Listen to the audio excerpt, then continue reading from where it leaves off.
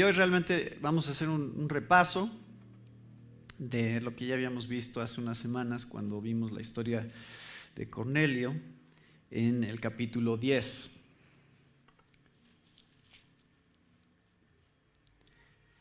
Si se acuerdan, esta historia es una historia que es importante para Lucas. ¿Por qué? Porque se repite muchas veces a lo largo de esta sección. O sea, en el capítulo 10, Lucas nos narra lo que sucedió. En el capítulo 11, Pedro, cuando regresa a Jerusalén, vuelve a explicar toda la historia nuevamente y Lucas se asegura de registrar otra vez una narración de la historia. Entonces sabemos que es una historia que es importante para nosotros de entender y que es importante dentro del plan de Dios para expandir el reino y el evangelio, como se lo dejó a los discípulos en Hechos 1:8.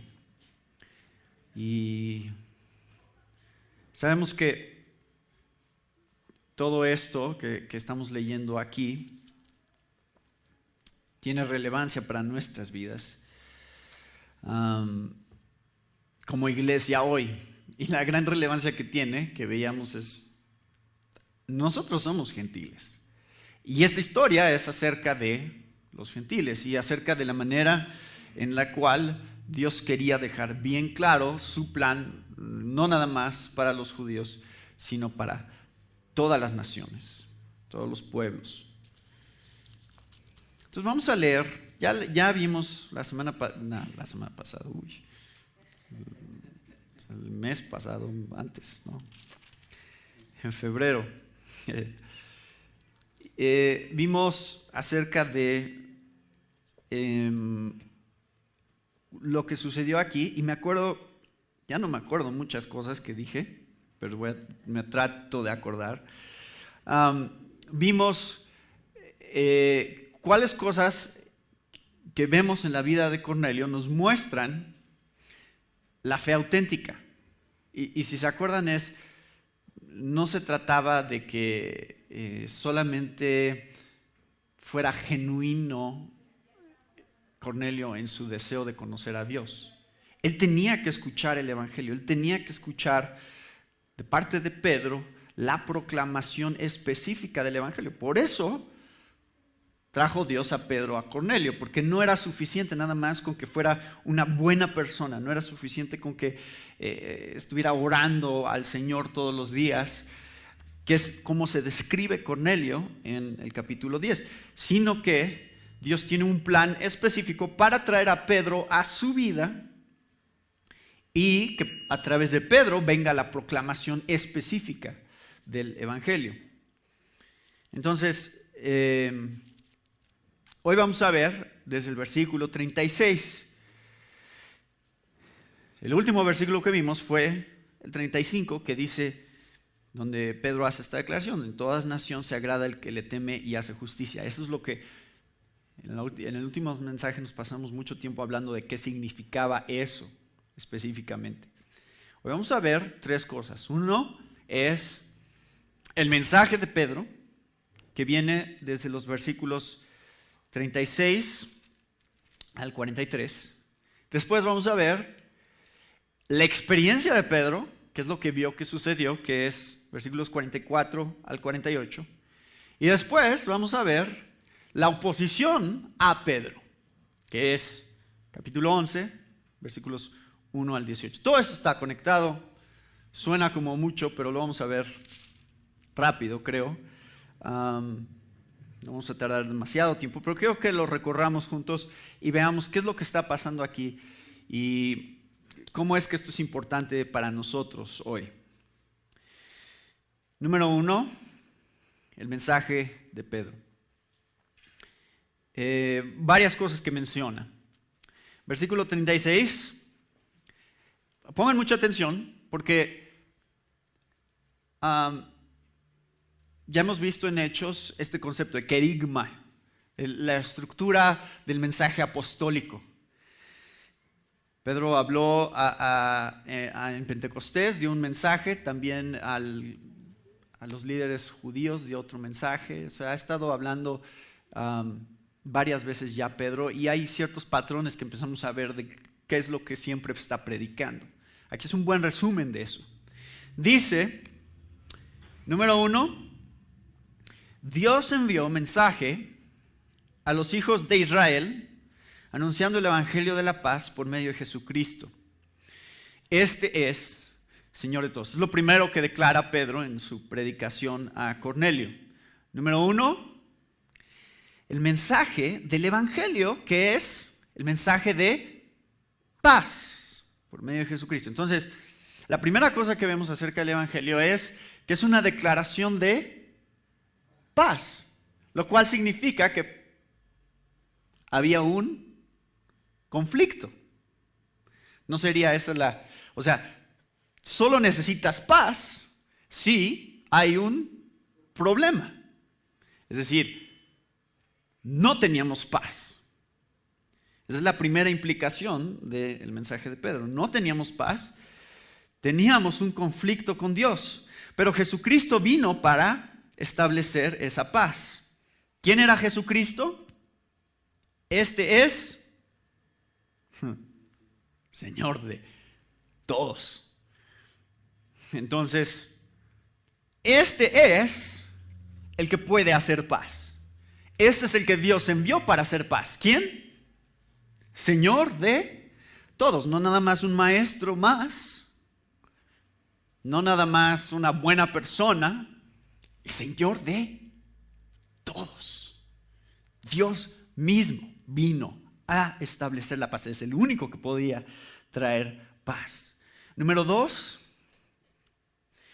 vosotros sabéis lo que se divulgó por toda Judea, comenzando desde Galilea, después del bautismo que predicó Juan. Habla de Juan el Bautista, habla de su bautismo, cómo Dios ungió con el Espíritu Santo y con poder a Jesús de Nazaret, y cómo éste anduvo haciendo bienes y sanando a todos los oprimidos por el diablo, porque Dios estaba con él. Entonces, también hace una mención aquí del bautismo de Jesús. Juan estaba predicando arrepentimiento, viene Jesús a él, Juan lo señala como el Cordero de Dios que vino a quitar el pecado del mundo. Jesús viene a él, le pide que lo bautice. Juan no entiende por qué, dice: yo no soy digno de bautizarte. Pero entendemos que el bautismo de Jesús era un ejemplo de la obediencia que Jesús venía a cumplir hacia el Padre. Pero más aún que eso, vemos que en el bautismo de Jesús tenemos la afirmación de que este es el Hijo de Dios, que a Él lo escuchemos, que Él es realmente el que va a hablar palabras de parte de Dios. Entonces se manifiesta el Padre como una voz desde el cielo, el Espíritu Santo como una paloma, y así comienza su ministerio con la proclamación, la aprobación de Dios, de Él, como el mensajero de Dios. Entonces, estas son las conexiones que quiere hacer Pedro. Dice: miren, este no era nada más Dios, Señor de todos, también era Jesús de Nazaret, o sea, una persona histórica, o sea, era Dios y era hombre. Jesús de Nazaret, nacido en un pueblito, hijo de un carpintero, y María su madre, y ahí desarrolló su vida. Ustedes lo vieron, lo conocieron, probablemente escucharon acerca de él porque vivió en un lugar real, entró dentro de la historia y vivió entre nosotros como uno de nosotros, pero con una relación especial con el Padre que ninguno de nosotros tiene, que es una relación completamente perfecta, una relación en la cual Él está completamente satisfecho en obedecer al Padre y en todo lo que el Padre es para Él. Ese es el énfasis que está haciendo Pedro. Dice: Dios lo ungió con el Espíritu Santo y con poder. anduvo haciendo bienes, sanando a todos los oprimidos por los que estaban oprimidos por el diablo, que por cierto es una implicación de que hay un diablo, hay alguien que se opone a la obra de Dios, y Jesús vino a destruir las obras del diablo. Pero esta frase, Dios estaba con él, habla acerca de esta relación que él tenía con el Padre. Y eso me estaba haciendo pensar acerca de nuestra lucha con el pecado y la manera en que la razón por la que cedemos al pecado, por lo regular, es porque no hemos encontrado la satisfacción en Dios que deberíamos de tener, y pensamos que el pecado puede satisfacernos de alguna manera, aunque va en contra de la voluntad de Dios. Que el pecado nos puede satisfacer en alguna manera que Dios no puede. Al final, la manera en que cedemos ante la tentación del pecado es una muestra de nuestra incredulidad de quién es Dios y de lo que Dios promete para nosotros. La razón por la que Jesús no pecó, aunque fue tentado como nosotros, es porque tenía una relación perfecta con el Padre y encontraba su satisfacción perfectamente en el Padre, de tal manera que no necesitaba pecar para encontrar su satisfacción. Él tenía lo que necesitaba en su relación con el Padre. Esta relación perfecta es lo que permite que Jesús pueda resistir la tentación de una manera perfecta y vivir una vida perfecta. Y ahí es donde nosotros oramos y pedimos a Dios: Señor, ayúdanos a ser más como Cristo.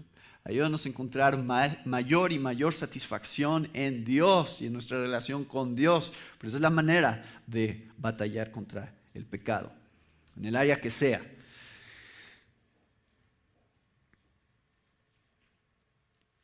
Nosotros somos testigos de todas las cosas que Jesús hizo en la tierra de Judea y en Jerusalén.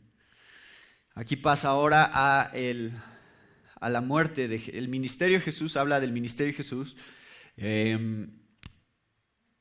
La sanidad de las personas, la liberación de las personas, como muestra de una realidad espiritual que iba a ser más adelante. Recuerden, no se trataba de sanar a la gente, se trataba de sanar a la gente para mostrar la aprobación de Dios y para ser símbolo de la realidad espiritual que venía a ser. O sea, una sanidad más profunda aún, que tenía que ver con su sacrificio y la comisión que había sido dada a él por el Padre, que era esta. ¿Cuál? Lo mataron colgándole de un madero, en un madero. No se queda aquí mucho tiempo. Pedro, inmediatamente después de esto, dice: a este levantó Dios al tercer día. Nuevamente, la aprobación de Dios se manifiesta en el hecho de que no podía permanecer muerto. Si Dios estaba con él, significa que, si Dios estaba con él y estaba guiando su ministerio, significa que su muerte era parte de su plan. Entonces, Dios no iba a permitir que algo le sucediera a su hijo, con el cual tenía una relación perfecta. No iba a permitir que le sucediera algo que no estuviera dentro de su plan. Entonces, parte de su plan es su muerte a través de estos hombres y de los romanos que lo crucifican, pero, dice, no se va a quedar muerto, porque ese es mi sello de aprobación, el hecho de que la muerte no puede vencer a Jesús. Vivió una vida perfecta y la muerte es consecuencia del pecado. Por lo tanto, sería injusto de parte de Dios que permanezca muerto, porque Jesús no pecó. No puede permanecer muerto. Esa es la manera de Dios de mostrarnos quién era Jesús realmente. A este levantó Dios al tercer día e hizo que se manifestase, no a todo el pueblo, sino a los testigos que Dios había ordenado de antemano, a nosotros, que comimos y bebimos con Él después que resucitó de los muertos. O sea, Pedro quiere asegurarse de que sepa Cornelio que la resurrección de Jesús fue una resurrección física. Lo vieron, lo tocaron, comió con ellos. No era nada más un espíritu, no era nada más imaginario, una ilusión colectiva de los discípulos, sino que realmente ahí estuvo, entre ellos, comiendo, bebiendo, físicamente, 40 días, no lo menciona aquí, pero lo sabemos por el resto del testimonio en los evangelios, y nos mandó que predicásemos al pueblo y testificásemos que Él es el que Dios ha puesto por juez de vivos y de muertos, y de los muertos. Entonces ahora tenemos la muerte de Jesús, la resurrección de Jesús, y tenemos aquí algo más que dice acerca de Jesús, que es Jesús como juez. Esta es la realidad inevitable y final que toda persona debe saber. Algún día tú serás juzgado. ¿Por quién? Por Jesús. Algún día Jesús será tu juez. Entonces, ese juicio está enteramente basado en tu relación con Él. Porque Él mismo es tu juez. Él mismo no nada más es el sacrificio y la manera en que puedes ser absuelto de tu culpabilidad delante de Dios, sino que también es el último que hace la declaración final sobre tu estado delante de Dios. ¿Culpable o inocente? Entonces todos estamos en una cuenta regresiva hacia ese momento. Todos los que estamos aquí seremos juzgados un día por Dios, por Jesús mismo. ¿Cuál será su declaración? Pero cada uno de ustedes va a rendir cuentas delante de Él. Veo dos aspectos acerca de su juicio. Uno es en nuestra muerte, cuando nosotros muramos, seremos juzgados. Esa es una etapa del juicio. Está establecido que el hombre muera una sola vez y después de esto el juicio. Pero por otro lado leemos Apocalipsis y vemos que en su segunda venida es cuando vendrá como juez final y absoluto de todos, vivos y muertos. Entonces, no nada más, ahorita está siendo juez de los que mueren en Él o sin Él, y algún día será juez no nada más de aquellos que ya han muerto, sino de aquellos que todavía sigan vivos hasta ese momento de su segunda venida. Entonces, yo nada más digo esto como una manera también de cumplir con la labor que sé que tengo delante de ustedes al predicar la palabra de Dios. Van a ser juzgados por Dios. Ya, ahí está. Ya se los dije. Nadie puede decir, yo no sabía que iba a ser juzgado. Yo no sabía que un día iba a tener que rendir cuentas. Esa es la realidad del Evangelio, nos confronta con esa realidad. Piensa acerca de tu vida, piensa acerca de ese juicio constantemente. Y por último, dice Pedro, de este dan testimonio todos los profetas, que todos los que en él creyeren recibirán perdón de pecados por su nombre. Ahora, esto está conectado nuevamente con el versículo 36. El versículo 36 habla de paz por medio de Jesucristo. Esa paz, con lo que empezó Pedro, es con lo mismo que termina. Dice,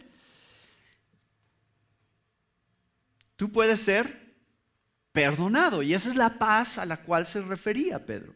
El perdón de los pecados.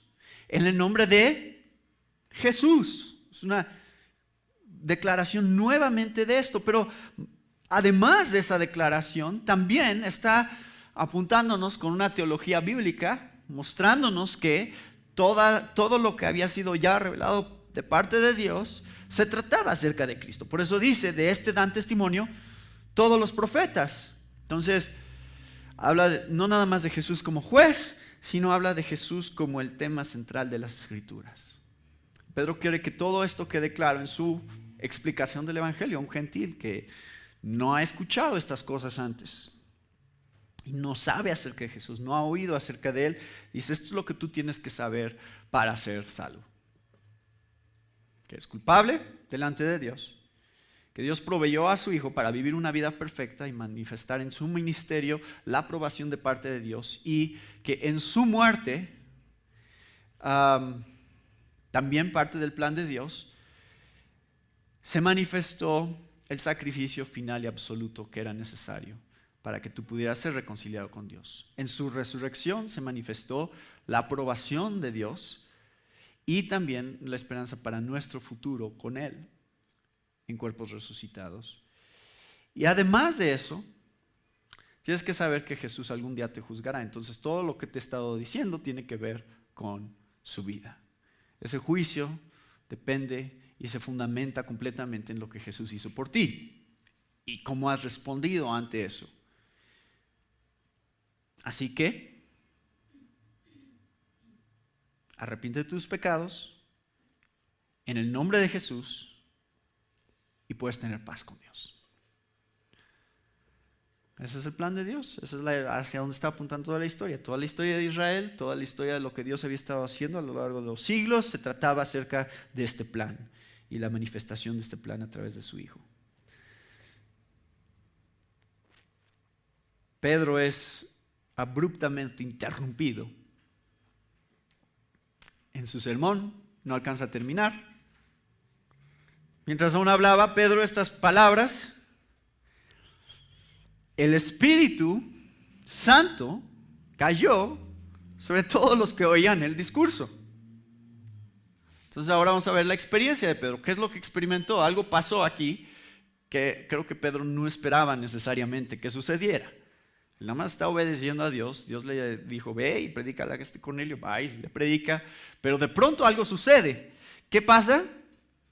Y los fieles de la circuncisión que habían venido con Pedro se quedaron atónitos de que también sobre los gentiles se derramase el don del Espíritu Santo, porque los oían que hablaban en lenguas y que magnificaban a Dios. Entonces respondió Pedro, ¿puede acaso alguno impedir el agua para que no sean bautizados estos que han recibido el Espíritu Santo también como nosotros? Y mandó bautizarles en el nombre del Señor Jesús.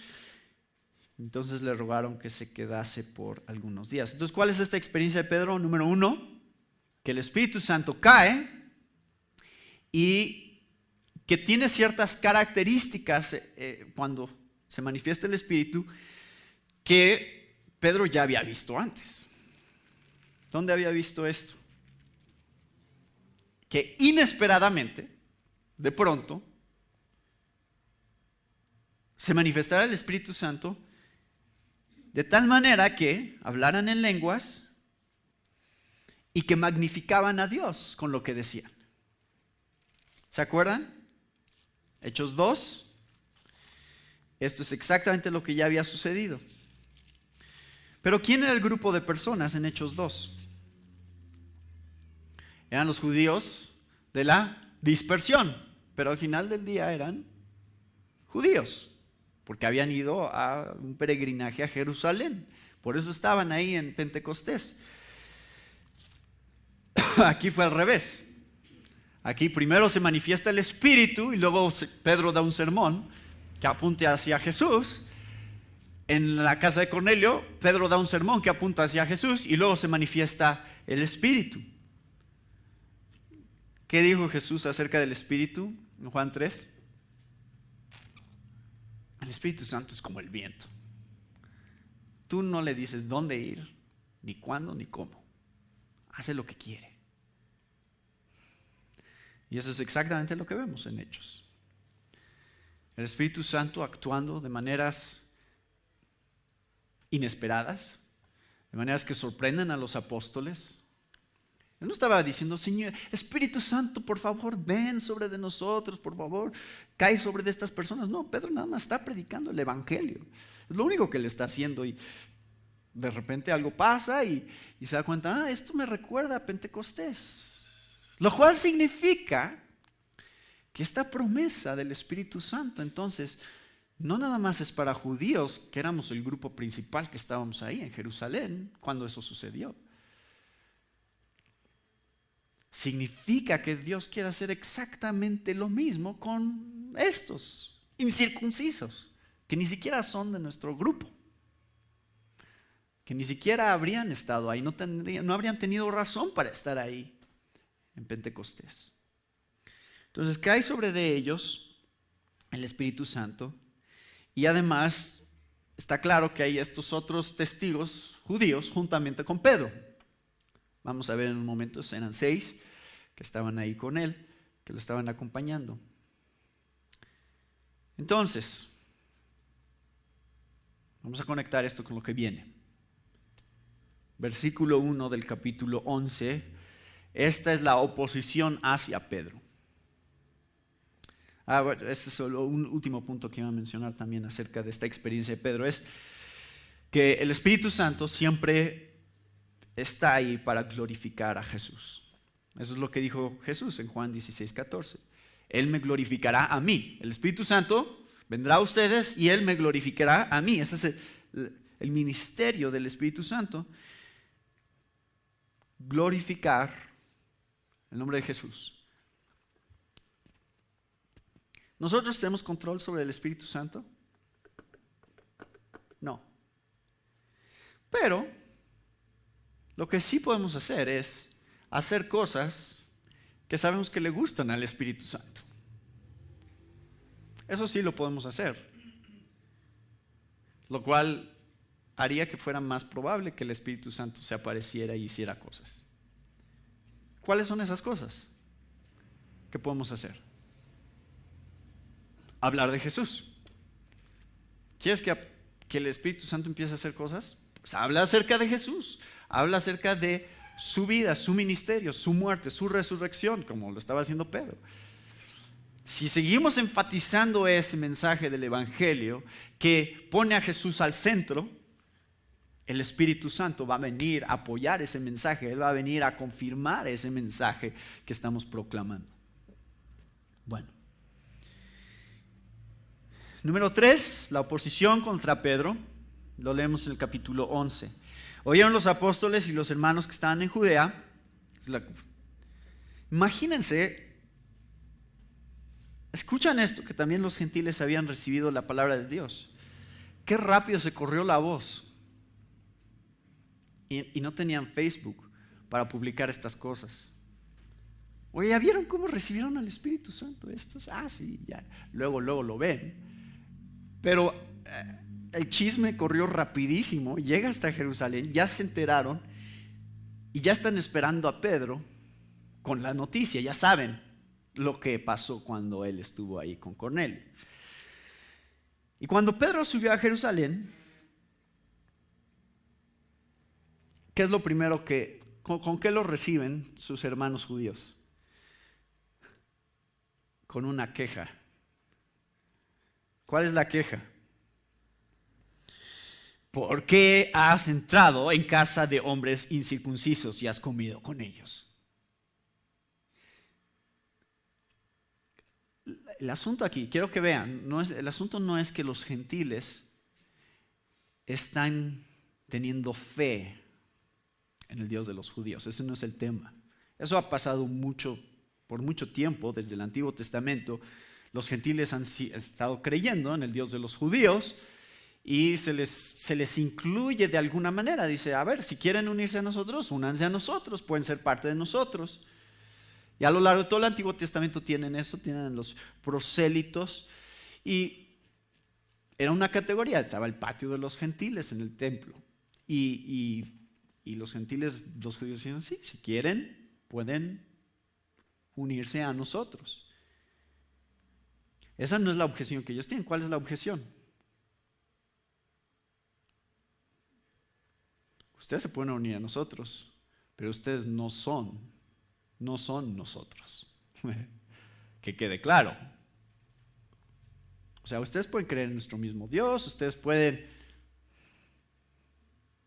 empezar a tener las mismas costumbres que tenemos nosotros, la circuncisión, los rituales, los sacrificios, pueden entrarle si quieren, pero no es lo mismo y no nos vamos a estar juntando necesariamente.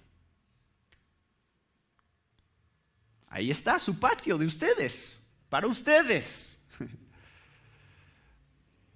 Y nosotros los judíos seguimos comiendo juntos. O sea, sí habrá momentos en los que interactuaremos, pero no es lo mismo. La comunión entre dos judíos no va a ser la misma que entre un judío y un gentil. Ahora, antes de ser tan críticos con este grupo de personas y decir, ay, qué racistas, ¿qué les pasa, no? O sea, ¿por qué ven las cosas así? Claro, nosotros lo estamos viendo desde nuestra perspectiva como gentiles. Y a nosotros se nos hace muy prepotente esa actitud de parte de ellos. Pero vamos a darles un poquito de crédito. O sea, ¿de dónde viene este pensamiento? Ellos no pueden aceptar a los gentiles como iguales porque, y vamos a leer algunas de estas cosas, Dios les había dicho que no son iguales que los gentiles. Lean conmigo algunos de estos pasajes. Éxodo 19:3. No es el único versículo, pero vamos a empezar ahí. Vosotros visteis lo que hice a los egipcios y cómo os tomé sobre alas de águilas y os he traído a mí. Ahora pues, si diereis oído a mi voz y guardareis mi pacto, vosotros seréis mi especial tesoro. ¿Sobre qué? Sobre todos los pueblos, porque mía es toda la tierra. Y vosotros me seréis un reino de sacerdotes y gente santa. Estas son las palabras que dirás a los hijos de Israel. Levítico 20, versículo 22. Guardad pues todos mis estatutos y todas mis ordenanzas y ponedlos por obra, no sea que os vomite la tierra en la cual yo os introduzco para que habitéis en ella, y no andéis en las prácticas de las naciones que yo echaré de delante de vosotros, porque ellos hicieron todas estas cosas y los tuve en abominación. Pero a vosotros os he dicho, vosotros poseeréis la tierra de ellos, y yo os la daré para que la poseáis por heredad, tierra que fluye leche y miel. Yo, Jehová vuestro Dios, que os he apartado de los pueblos. Por tanto, vosotros haréis diferencia entre animal limpio e inmundo, y entre ave inmunda y limpia, y no contaminéis vuestras personas con los animales, ni con las aves, ni con nada que se arrastra sobre la tierra, los cuales os he apartado por inmundos. Este es un versículo importante que quiero que vean en relación a el testimonio de Pedro que va a dar en un momento. Habéis pues de serme santos, porque yo Jehová soy santo, y os he apartado de los pueblos para que seáis míos. Deuteronomio 7, versículo 1. Cuando Jehová tu Dios te haya introducido en la tierra en la cual entrarás para tomarla, y ha echado delante de ti a muchas naciones, al Eteo, al Gergeseo, al Amorreo, al Cananeo, al Fereceo, al Ebeo y al Jebuseo, 7 naciones mayores y más poderosas que tú, y Jehová tu Dios las haya entregado delante de ti y las hayas derrotado, las destruirás del todo, no harás con ellas alianza, ni tendrás de ellas misericordia, y no emparentarás con ellas, no darás tu hijo a su hijo, hija a su hijo, ni tomarás a su hija para tu hijo, porque desviará a tu hijo de en pos de mí, y servirán a dioses ajenos, y el furor de Jehová se encenderá sobre vosotros, y te destruirá pronto. Mas habéis de hacer con ellos, sus altares destruiréis, y quebraréis sus estatuas, y destruiréis sus imágenes de acera, y quemaréis sus esculturas en el fuego, porque tú eres pueblo santo para Jehová tu Dios. Jehová tu Dios te ha escogido para hacerle un pueblo especial, más que todos los pueblos que están sobre la tierra. ¿Ven de dónde viene esta mentalidad? A ver, Pedro, entraste y comiste con un gentil, Después de todo lo que Dios nos ha dicho acerca de nosotros, ser el pueblo especial de Dios, apartado de Dios, y que no nos mezclemos con estas otras naciones. Dios nos dio esos mandamientos. O sea, esto no viene nada más de un sentido de superioridad y de racismo y de discriminación de parte de esto que llaman el club de la circuncisión.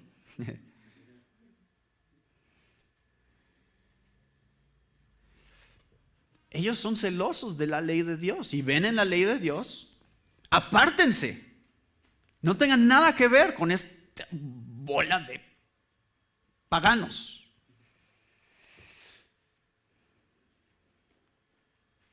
Entonces, Pedro les tiene que hacer una explicación de por qué lo hizo. Y yo me imagino a Pedro ya nervioso desde su viaje de regreso, pensando, ya sé lo que esto va a significar. Pues no. O sea, esto era una lucha para Pedro,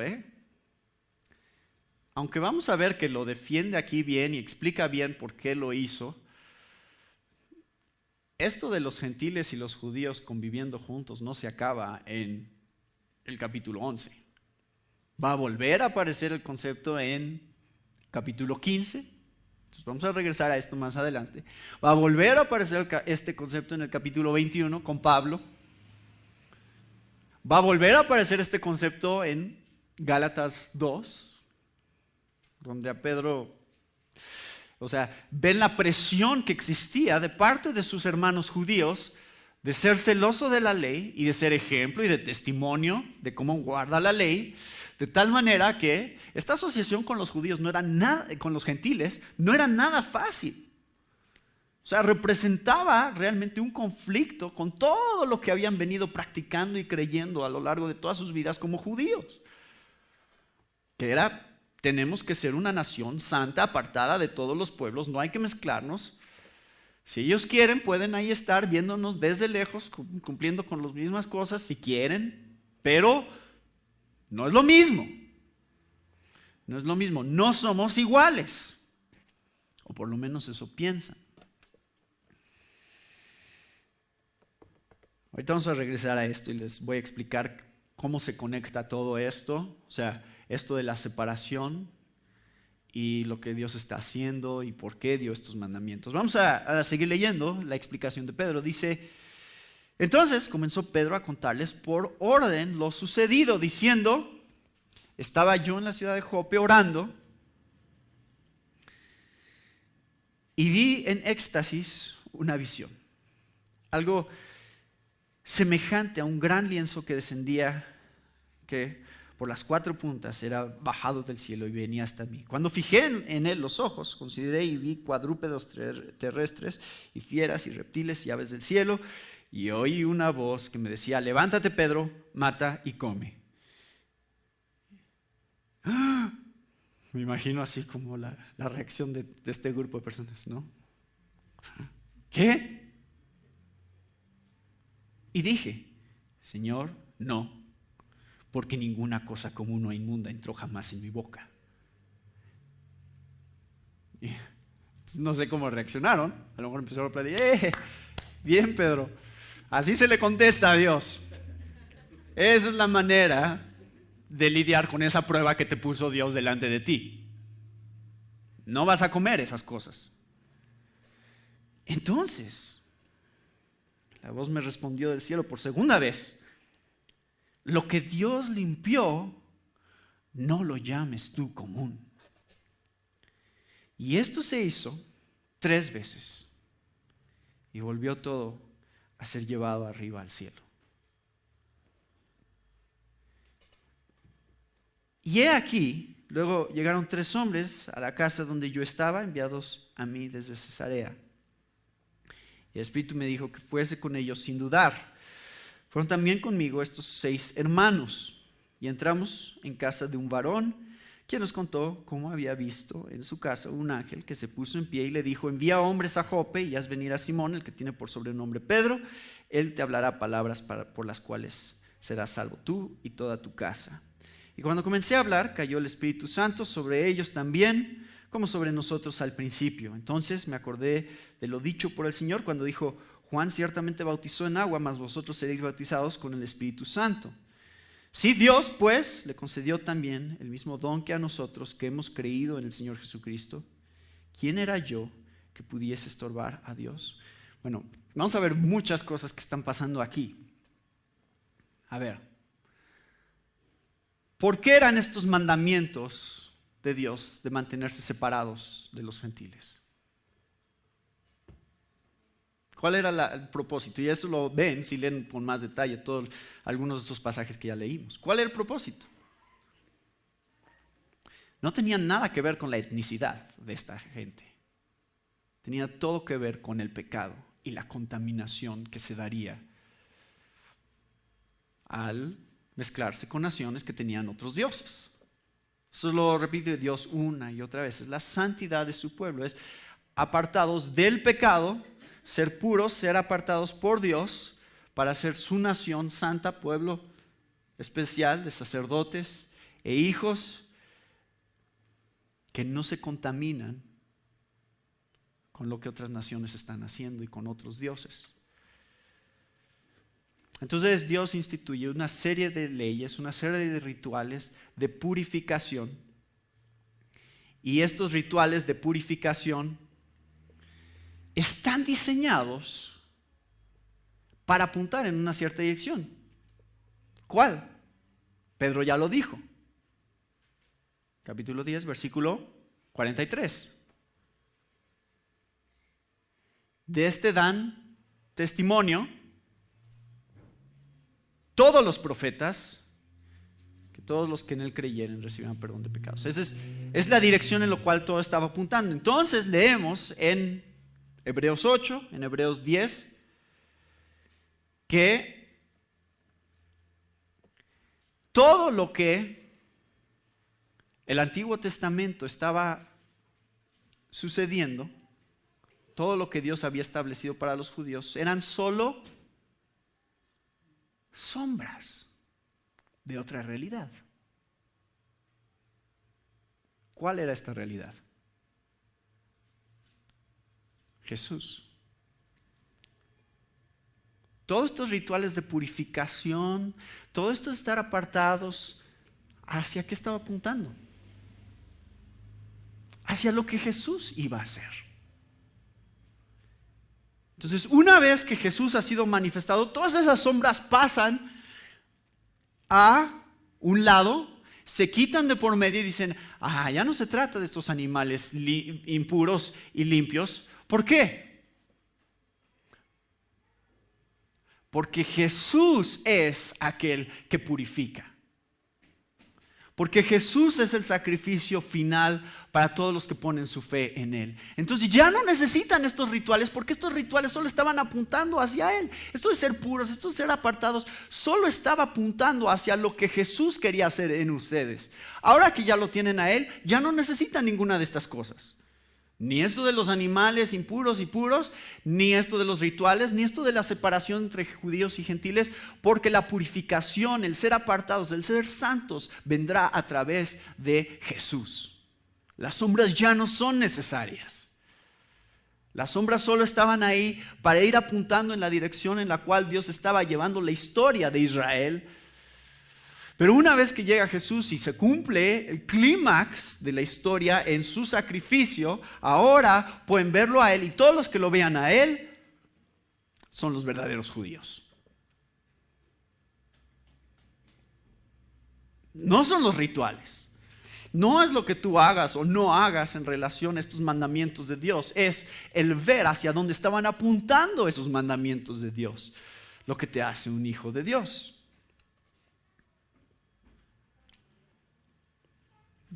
Esto se va a seguir desarrollando a lo largo de todo este libro, pero solo quiero que lo vean. Esto es lo que está sucediendo. Todas estas partes del rompecabezas se están empezando a armar aquí. Los apóstoles no lo veían claramente. La primera iglesia de Jerusalén todavía no lo veía claramente, pero Dios ya está poniendo las piezas en su lugar para que empiecen a entender cómo encaja todo. ¿Necesitas la circuncisión? No. ¿Por qué? Porque la circuncisión es símbolo de la circuncisión del corazón que hace Dios a través de Jesucristo. Entonces, ese símbolo ya no es necesario. Ahora, quiero que vean cómo cambia el énfasis aquí. Y este es el último punto que vamos a ver en relación a esta historia. En el capítulo 10, el énfasis de la narración de Lucas estaba sobre Cornelio.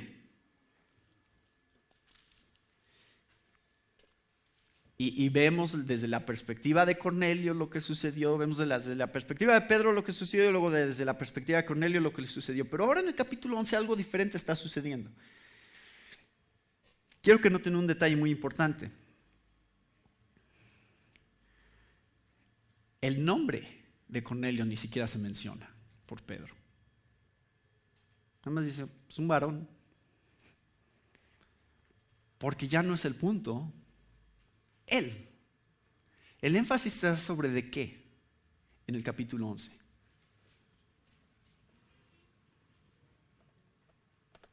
Sobre lo que Dios está haciendo. O sea, Dios está en control de esta situación. Pedro no dice, yo tuve una idea. Fíjense que se me ocurrió que ¿por qué no vamos y le predicamos también a los gentiles? ¿Por qué no los incluimos a ellos también? ¿No sería buena idea? Y fíjense, y fui y busqué a un gentil y pues aceptó muy bien. ¿Eso es lo que describe Pedro? No, él está diciendo, miren, es que esto no es idea mía. O sea, yo ya estaba orando muy tranquilito, no metiéndome en problemas, no tratando de buscar más controversia de la que ya tengo de por sí. Yo ahí estaba, pero Dios me empezó a mostrar ciertas cosas y Dios fue el que me dijo, haz esto.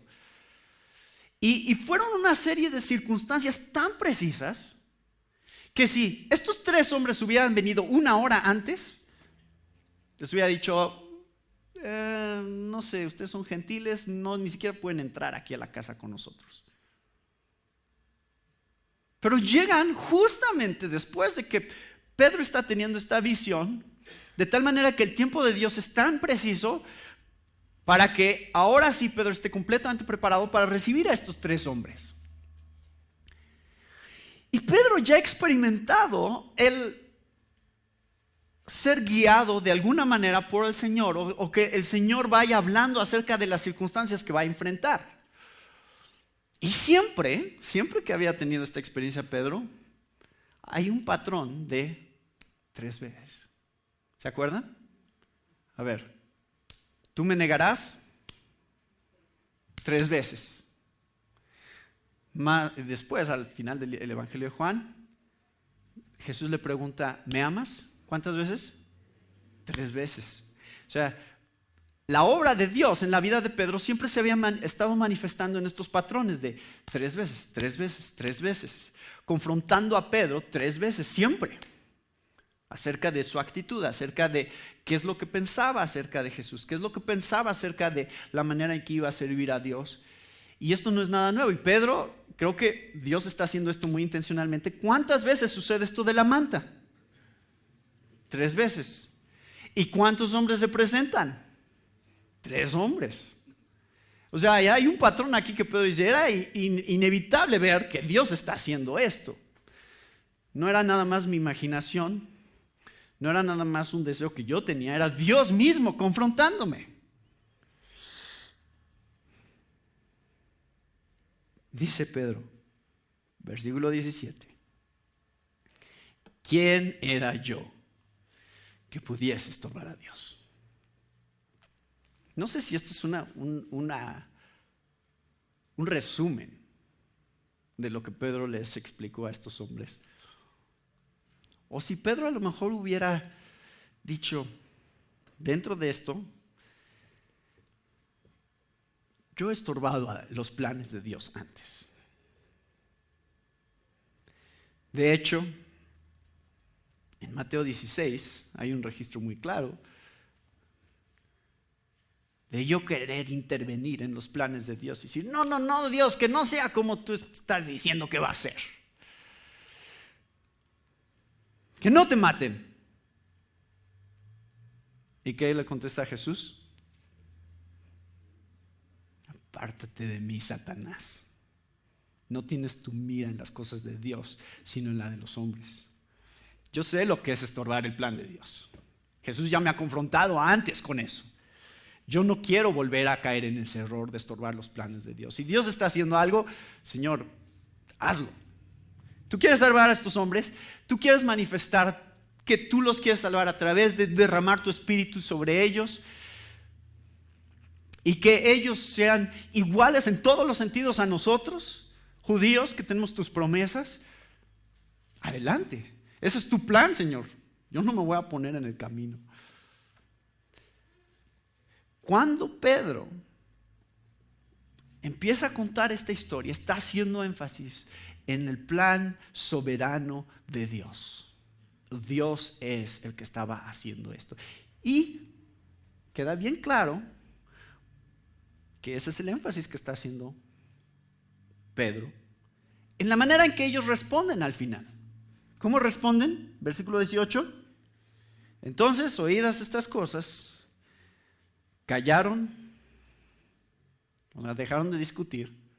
Ya está bien, Pedro, ya te creemos. Ya no vamos a decirte que no comas con ellos, aunque sí lo van a volver a hacer. Pero bueno, vamos a no discutir de esto más. Dios sí está haciendo algo. Y lo reconocen. Dicen, de manera que también a los gentiles ha dado Dios arrepentimiento para vida. Entonces reconocen la soberanía de Dios en la salvación de estas personas, reconociendo que el arrepentimiento es un regalo de Dios. Les ha concedido el arrepentimiento. El arrepentimiento es parte del mensaje del Evangelio. Ustedes se tienen que arrepentir. Se arrepintieron. ¿Y por qué se arrepintieron? Porque Dios quería que se arrepintieran. Dios los estaba buscando a ellos, gentiles. Dios tenía un plan específico para ellos. Ellos no estaban buscando a Dios. Dios los estaba buscando a ellos. Eso habla Pablo en Romanos 11. Pueden leer ese capítulo o escuchar cuando estudiamos Romanos 11. Esta es la realidad que está siendo reflejada tan claramente en este pasaje. Dios está intencionalmente buscando a los gentiles y dándoles exactamente lo mismo que le da a los judíos. Salvación a través de Jesucristo. Dándoles el mismo Espíritu Santo, dándoles el mismo poder, ellos siendo bautizados de la misma manera. Entonces, al final, ¿cuál es la diferencia? ¿Hay diferencia? No, porque en Cristo todos podemos ser aceptos delante de Dios y no hay ninguna ventaja en donde hayas nacido, cuál sea tu nivel socioeconómico, cuál sea tu nivel de educación.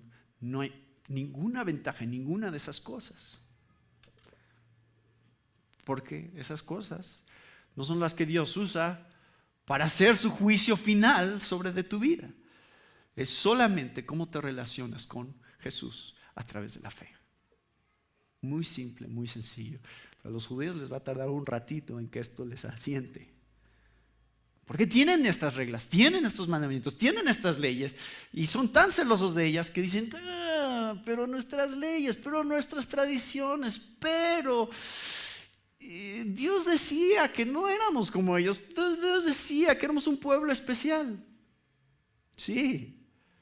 Pero ese pueblo especial se manifiesta final y perfectamente a través de aquellos que son unidos a Jesús en su sacrificio. Y eso no es nada más para judíos. Dios se lo prometió a Abraham en Génesis 12. En ti serán benditas todas las naciones de la tierra. No es nuevo en realidad en el Antiguo Testamento. Sin embargo, les está costando trabajo verlo.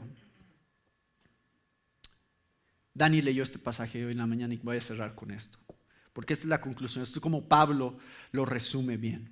Dice: recordad pues que en otro tiempo vosotros los gentiles en la carne, llamados incircuncisión por la tal llamada circuncisión hecha por manos en la carne, recordad que en ese tiempo estabais separados de Cristo, excluidos de la ciudadanía de Israel, extraños a los pactos de la promesa, sin esperanza y sin Dios en el mundo, pero ahora en Cristo Jesús, vosotros que en otro tiempo estabais lejos, habéis sido acercados por la sangre de Cristo, porque Él mismo es nuestra paz, quien de ambos pueblos hizo uno, derribando la pared intermedia de separación, aboliendo en su carne la enemistad, la ley de los mandamientos expresados en ordenanzas, para crear en sí mismo de los dos un nuevo hombre, estableciendo así la paz. Y aquí está ese concepto otra vez que hablaba Pedro, la paz, y para reconciliar con Dios a los dos en un cuerpo por medio de la cruz, habiendo dado muerte en ella a la enemistad. Y vino y anunció paz a vosotros que estabais lejos y paz a los que estaban cerca, porque por medio de él los unos y los otros tenemos nuestra entrada al Padre en un mismo espíritu. Así pues, ya no sois extraños ni extranjeros, sino que sois conciudadanos de los santos y sois de la familia de Dios.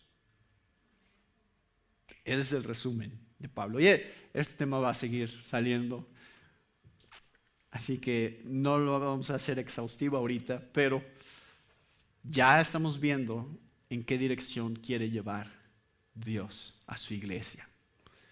En estos capítulos Dios está dando una dirección bien clara, bien específica acerca del alcance universal que va a tener el reino de Dios en el Evangelio.